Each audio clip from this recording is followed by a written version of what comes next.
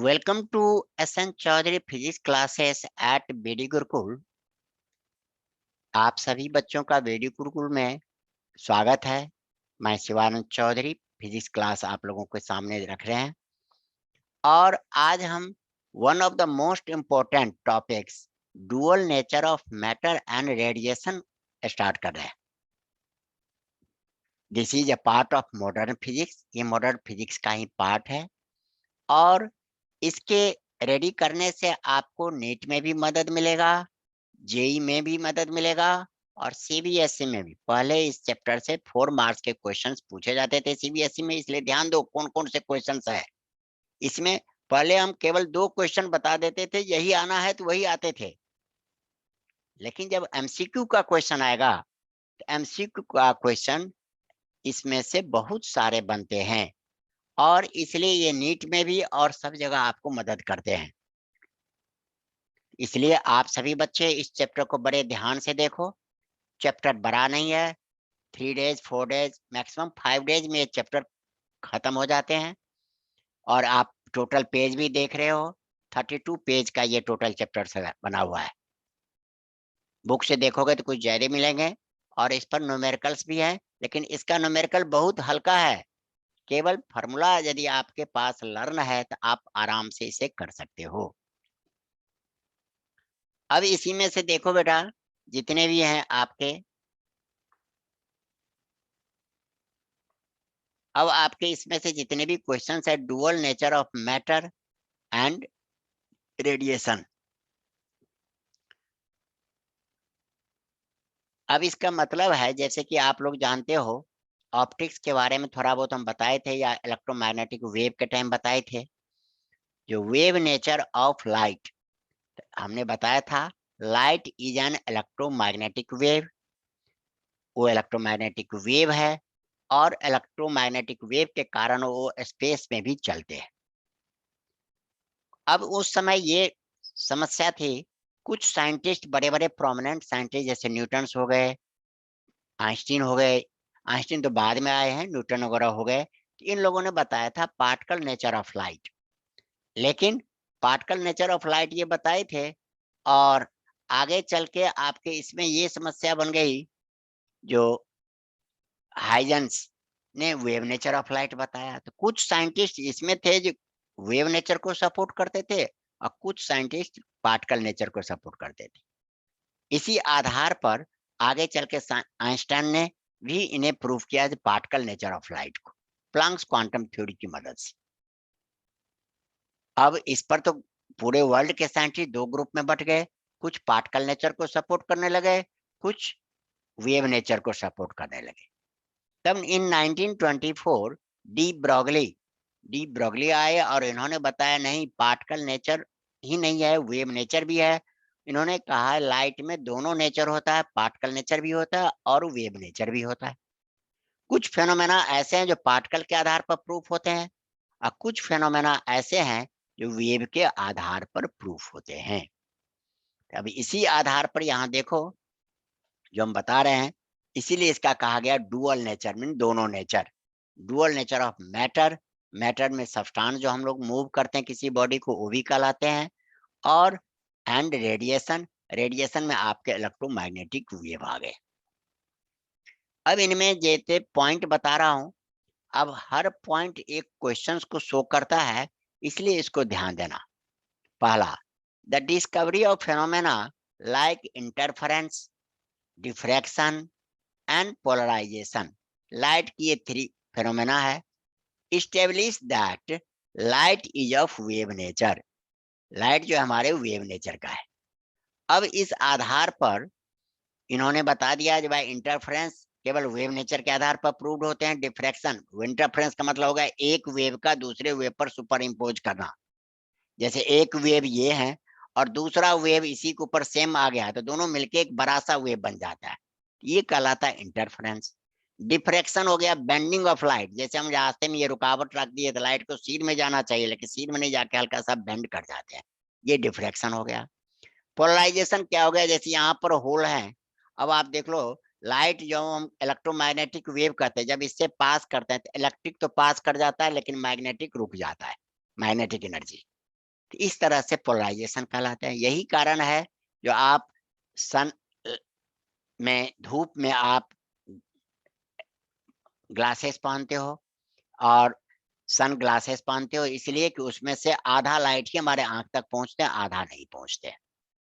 इस तरह से आपने क्या सीख लिया? Discovery of phenomena like interference, diffraction and polarization establish that light is of wave nature.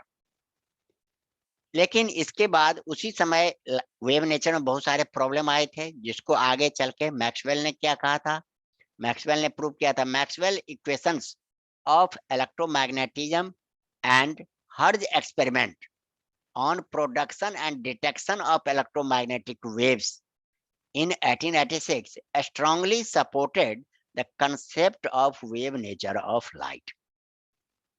जब मैक्सवेल ने ग्रुप ऑफ इक्वेशन दिए थे, तो उस ग्रुप ऑफ इक्वेशन के आधार पर मैक्सवेल ने आपको बताए थे 5 इक्वेशंस, जिसके आधार पर किसी भी इलेक्ट्रिक और मैग्नेटिक फिनोमेना को हम ऑब्जर्व कर सकते हैं, एक्सप्लेन कर सकते हैं।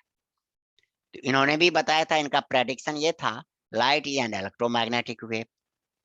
और ये इलेक्ट्रोमैग्नेटिक होता है, इसका उस समय तक मैथमेटिकली मैक्सवेल ने बता दिए थे, लेकिन इस वेव को प्रोड्यूस किसने किया? हर्ज ने।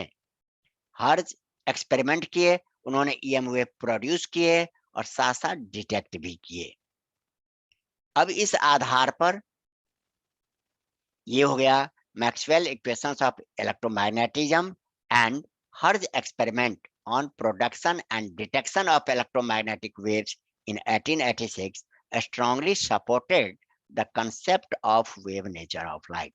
कहने मतलब मैक्सवेल ने भी, हर्ज ने भी, और आगे चल के हमारे इंडियन फिजिस्ट जगदीश चंद्र बोस और मार्कोनी, इन सभी ने ये दिखा दिया।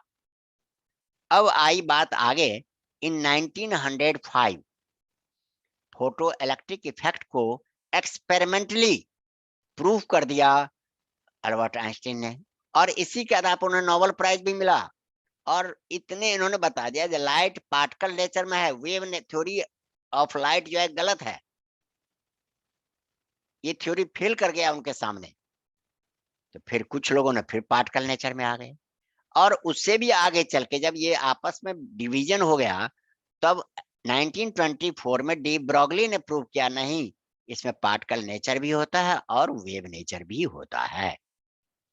अब आप थर्ड पॉइंट देखो, इसी पीरियड में क्या हो गया? Discovery of cathode rays. Cathode rays आप 9th क्लास से पढ़ते हो, it is flow of fast moving electrons.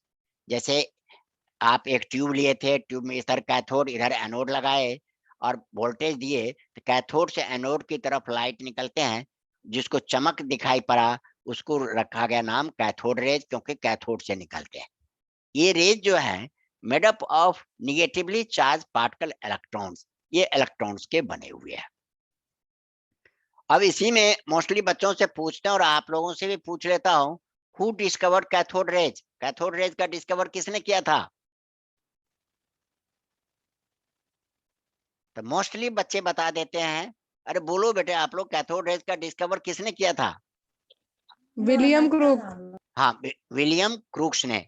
इससे मोस्टली बच्चे अभी जो 9th क्लास के हैं, 10th क्लास के हैं, जिनको नहीं उतना ध्यान है, तो कहते थे कैथोड रे तो जे थॉमसन ने किए थे, लेकिन नहीं, कैथोड रे का डिस्कवरी विलियम क्रूक्स ने किए थे 1879 में। लेकिन उस समय he was unable to explain, उस समय ये इनके लिए एक्सप्लेन कैसे करें ये संभव नहीं था। इन्होंने केवल ये कहा कि कैथोड से एक रेज निकलती है लाइट की तरह, जो चमक प्रोड्यूस करते हैं। ठीक है, अब इसका डिस्कवरी हो गया 1879 में। फिर उससे आगे चल के एक्सरे बाय रंजन, रंजन ने एक्सरे का डिस्कवरी किए इन 1895। ये एक्सरे क्या होता है? जब कैथोड रेज किसी मेटल पर टकराते हैं, तो वहां से जो निकलते हैं उसको हम एक्सरे कहते हैं। End of electrons by J Thomson, और 1897 में जे थॉमसन ने इलेक्ट्रॉन का डिस्कवरी किया। इसके डिस्कवरी करने से उस समय पूरे संसार में एक क्रांति सी आ गई, रिवॉल्यूशन आ गई। भाई एटम, उस समय तक सभी लोग मान के चलते थे एटम एक है, नॉट डिविजिबल है, लेकिन इनके बाद हो गया नहीं, atom can be divided, atom को हम तोड़ सकते हैं। इसी को लिखा है, देख लो अब यहाँ पर क्या लिखे हैं। The discovery of cathode rays by William crooks in 1879, of X-ray by Ranjan in 1895 and of electron by J.J. Thomson in 1897 were very important, as these discoveries helped to understand the atomic structure. इस discovery से atom कैसे बना हुआ है, किस तरह का है, इसके बारे में मुझे ज्ञान हुआ। अब इसके बारे में जब ज्ञान हुआ तो अब इलेक्ट्रॉन कैसे है, इलेक्ट्रॉन के बारे में कुछ नॉलेज लिया गया।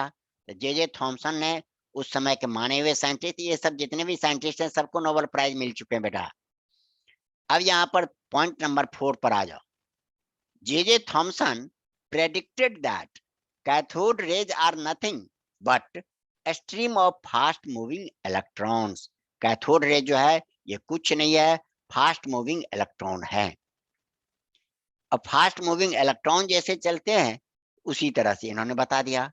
फिर उन्होंने 5वां पॉइंट क्या बताया, अब इलेक्ट्रॉन का मास क्या होता है, चार्ज क्या है, वजन, इस सब के बारे में जानकारी लिया गया। तो जे थॉमसन ने बताया, using J Thomson using the mass spectrograph experimentally determined the velocity and the specific charge of cathode rays.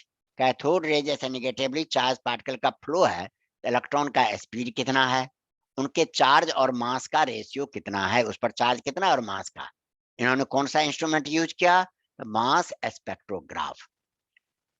Point number 6, he concluded that the speed of cathode rays ranges from 0.1 to 0.2 times of speed of light. Speed of light का 0.1 times या 0.2 times है ये।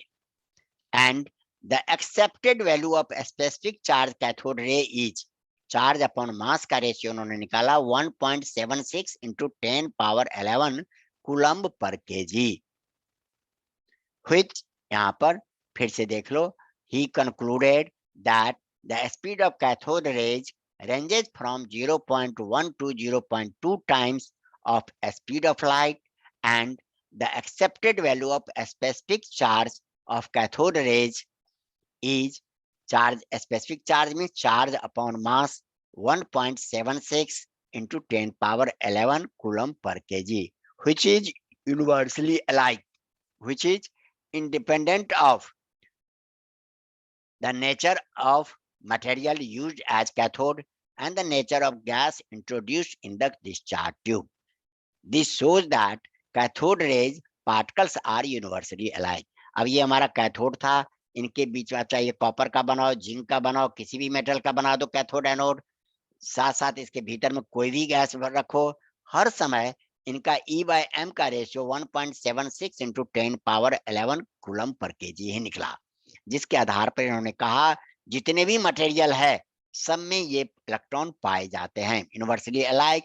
Hence it was considered that electron is the fundamental particle of an atom. Electron जो है atom का fundamental particles है।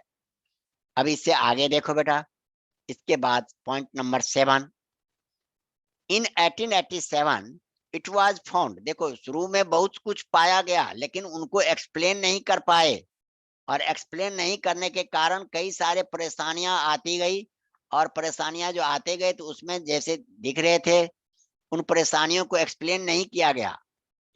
अब इन परेशानियों को जो एक्सप्लेन नहीं किया गया, ये जो भी होना था, अब इसमें देख लो, इन 1887 एक्सप्लेन नहीं कर पाए, बाद में जब कैथोड रे का डिस्कवरी हुआ पता चला भाई ये तो इलेक्ट्रॉन का फ्लो है, तो तब उन सभी के ऊपर स्टडी किया गया तो अलग अलग रिजल्ट आ गया। देख लो, in 1887 it was found that if certain metals were irradiated by ultraviolet light, electrons were emitted having small velocities. कहते हैं कुछ मेटल ऐसे हैं जब इसके ऊपर अल्ट्रावायलेट राइज गिरते हैं तो यहाँ से इलेक्ट्रॉन्स बाहर निकलते हैं, और हैविंग, उसकी वेलोसिटी कम होता है। It was also found that if certain metals are heated to high temperature, the electrons were emitted. और ऐसा भी देखा गया कुछ मेटल को जब हम हीट करते हैं तो उससे भी इलेक्ट्रॉन आपके बाहर निकलते हैं।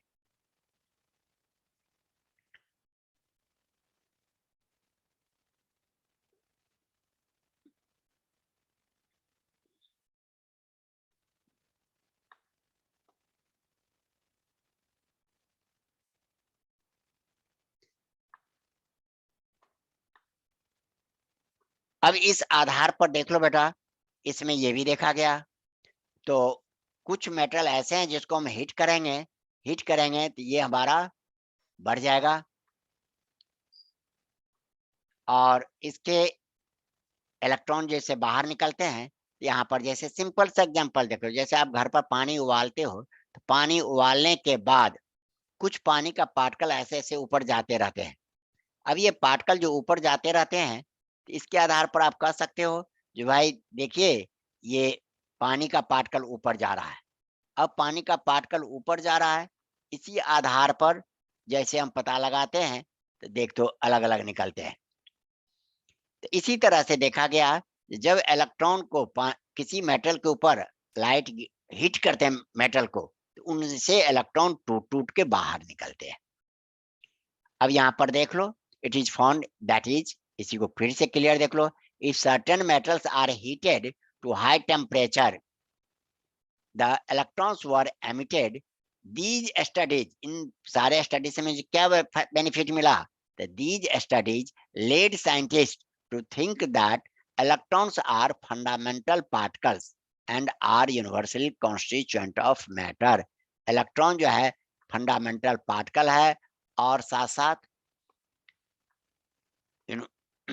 कॉन्स्टिट्यूएंट ऑफ मैटर, जितने भी मैटर है उसमें ये बना हुआ है। आगे बेटा बात समझ में। अब आपके देख लो पॉइंट नंबर 8। अब इलेक्ट्रॉन पर चार्ज, अब इलेक्ट्रॉन का चार्ज पता है, देखो E/m का रेशियो पता चल गया, लेकिन चार्ज कितना है ये एक्यूरेट पता नहीं चला। तो उसी समय मिल्कन देख लो, Millikan measured experimentally the charge on a droplet and he predicted that charge on droplet is always integral multiple of elementary charge this। उन्होंने जैसे पानी का ड्रॉप है, आयल ड्रॉप है, एक्सपेरिमेंट का नाम था इनका आयल ड्रॉप। एक आयल ड्रॉप जैसे गिरा तो उस ड्रॉप के ऊपर कितना चार्ज है, फिर उस ड्रॉप में कितने इलेक्ट्रॉन्स हैं, तो उसके आधार पर इन्होंने मेजर किया तो पता चला जो एक इलेक्ट्रॉन के ऊपर चार्ज 1.602 इंटू 10⁻⁻19 कूलम है, which is integral multiple of charge of an electron, जो इलेक्ट्रॉन के चार्ज के। This shows that the charge on a body is quantized। अभी आपने इलेक्ट्रोस्टैटिक्स पढ़े थे, क्वांटाइजेशन ऑफ चार्ज पढ़े थे बेटे। अब क्वांटाइजेशन ऑफ चार्ज जो पढ़े थे तो वहां पर हम लोग जो भी पढ़े थे तो आपने पढ़ा था जो concept of quantization was predicted by Faraday and quantization ये कंसेप्ट उन्होंने दिया and experimentally verified by Millikan, और इस आधार पर इन्होंने ये दिखा दिया। Point number 9। अब चार्ज जब मुझे पता चल गया तो देख लो point number 9, the knowledge of values of charge E and specific charge of electron help to determine the mass of electron। अब यहाँ पर मास कैसे निकालते हैं देखो बेटा, यहाँ पर मैथमेटिकली है m इक्वल टू E/m। अब E/m का वैल्यू हम ऐसे लिख सकते हैं ना, क्योंकि m उलट के ऊपर चला जाएगा, E और E कट जाएगा, तो m को मैथमेटिकली हम ऐसे लिख सकते हैं। अब E का वैल्यू मुझे मालूम है 1.602 इंटू 10⁻⁻19 और E/m का वैल्यू मालूम है 1.76 इंटू 10⁻11। इस आधार पर 9.11 into 10⁻⁻31 kg mass of electron निकल गया। इस आधार पर मास ऑफ इलेक्ट्रॉन का आपके देख लिए। अब यहां पर देख लो बेटा, इसके बाद the discovery of photo electric effect bye hertz. अब आपको बार बार देखो, हम बार बार इसमें पेपर में आता है आइंस्टीन फोटो इलेक्ट्रिक इक्वेशन बताओ, तो फोटो इलेक्ट्रिक इक्वेशन बताते हैं, और उसे वही एक मोस्ट इंपॉर्टेंट क्वेश्चन है जो बराबर पेपर में पूछते हैं राइटिंग रिटेन साइज में। तो बच्चे कह देते हैं फोटो इलेक्ट्रिक इफेक्ट का डिस्कवरर कौन थे? आइंस्टीन। लेकिन नहीं, आइंस्टीन ने नहीं बल्कि हर्ज ने ये एक्सप्लेन डिस्कवर किए थे, but he was unable to explain that time. उस समय ये एक्सप्लेन नहीं कर पाए। इसको अल्बर्ट आइंस्टीन ने आपको एक्सपेरिमेंटली वेरीफाई किए। देख लो, the discovery of photo electric effect by Hertz, Compton effect by Compton, Stark effect by Stark were explained by quantum theory of light. Light का जो सबसे पार्टिकल लास्ट में थ्योरी आया है, क्वांटम थ्योरी ऑफ लाइट, इसके आधार पर ये explain किए गए।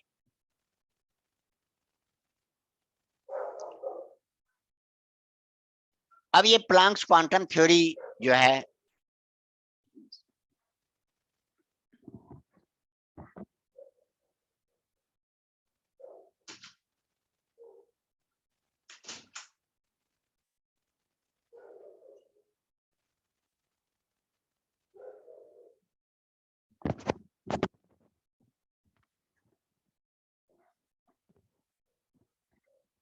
एक्सक्यूज मी, अब यहाँ पर देखो प्लांक्स क्वांटम थ्योरी, ये थ्योरी क्या है? According to quantum theory of light, the light consist of packets of energy which travel in a straight line. इनके हिसाब से प्लांक्स क्वांटम थ्योरी के हिसाब से, जैसे समझ लो बेटा, जैसे एक बूंदी के लड्डू हम लोग जनरली जानते हैं, उसमें बूंदी का एक एक दाना लगा हुआ है। अब उनमें से एक एक दाना यदि चारों तरफ टूट के निकल रहा है, तो उसी तरह से समझो जो सोर्स ऑफ लाइट यहाँ पर है, और वहां से टुकड़े टुकड़े पार्टिकल के रूप में लाइट बाहर निकलते हैं। तो Planck's quantum theory, according to quantum theory of light, the light consist of packets of energy, ये एनर्जी की पैकेट्स है सोर्स, जहां से एक एक पैकेट बाहर निकलते हैं, which travel in a straight line, जो स्ट्रेट लाइन में चलते हैं, with a speed of light, जो स्पीड ऑफ लाइट से चलते हैं। each packet of energy is called photon in case of light and quanta या quantum of light। इसलिए प्लांक्स के हिसाब से तो उन्होंने क्वांटा कहा था, लेकिन इसके आधार पर ये आपको फोटोन कहलाते हैं। According to quantum theory of light, the light consists of packets of energy which travel in a straight line with a speed of light. Each packet of energy is called photon or quantum of light. यहां तक समझ में आ गया बेटा? Hello बोलो।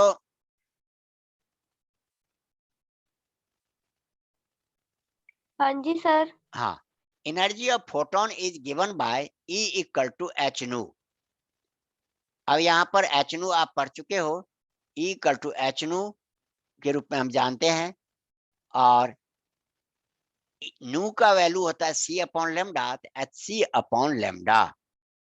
अब यहाँ पर देखो, here H Planck's constant, nu frequency of light, C speed of light, lambda wavelength of light. This thus particle nature of light was established। इस तरह से particle nature of light establish हो गए। आगे बेटा समझ में। अब यहाँ पर देखो point number 12, as some phenomena. अब अभी तक हम आपको जितने भी डिस्कस किए तो आपने क्या देखा, कुछ वेव नेचर के हैं, कुछ पार्टिकल नेचर के हैं। आगे चल के हमें डुअल नेचर में आ गए, डी ब्रोगली का इक्वेशन पढ़ेंगे तो वहां मुझे पता चल जाएगा डी ब्रोगली के इक्वेशन के हिसाब से ये इस पार्टिकल नेचर में है और वेव नेचर दोनों है। देखो अब यहाँ तक देख लो, as some phenomena of light were explained by wave theory of light. कुछ phenomena wave theory of light के द्वारा एक्सप्लेन किए जाते हैं, and some by particle nature of light, कुछ particle nature of light. Hence it was concluded that light is of dual nature। कुछ phenomena particle से हिसाब से होते हैं, कुछ वेव के आधार पर होते हैं, और कुछ दोनों के आधार पर होते हैं, इसलिए इसको डुअल नेचर कहते हैं।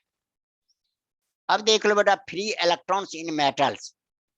फ्री इलेक्ट्रॉन्स इन मेटल्स क्या होता है? जैसे मान लो ये मेटल का टुकड़ा है और इसमें फ्री इलेक्ट्रॉन, आप जनरली जानते हो हर एक मेटल के बाहर में वैलेंस इलेक्ट्रॉन्स होते हैं आउटर मोस्ट ऑर्बिट में, वो जो इलेक्ट्रॉन चारों तरफ घूमते रहते हैं उसको वैलेंस इलेक्ट्रॉन कहते हैं, और उसके बीच में अट्रैक्शन थोड़ा कम रहता है, न्यूक्लियस से उसका डिस्टेंस ज्यादा है, इसलिए ये भीतर में सरफेस से बाहर नहीं जाएगा, लेकिन मेटल के भीतर में ये घूमता रहता है, जिसके कारण इसका नाम रखा गया फ्री इलेक्ट्रॉन्स।